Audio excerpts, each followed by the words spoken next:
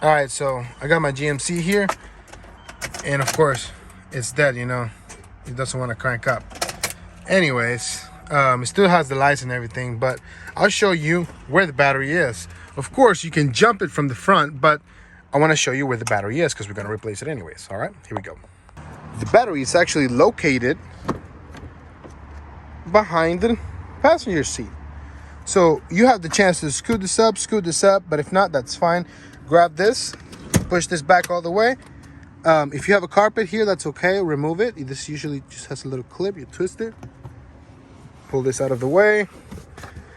And there's this thing right here. That's where your battery is located, all right? But you can't lift this up. You have to take this plastic piece off, and it's held on by clips.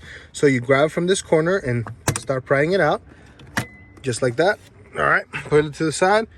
And this will be secured by a Torx screw. I think it's a T20 bit. Someone has already removed it in the past, which makes it very convenient for me. So I'm gonna take this off, and voila, there's your battery. There you go. So of course, in order to replace your battery, you loosen up the negative connection, then the positive, remove it, and reinstall the new one. So that's where the battery is located on a GMC Acadia. Thank you very much for watching. Hope you have a wonderful day and hope you learned something today. Don't forget to like and subscribe to the channel.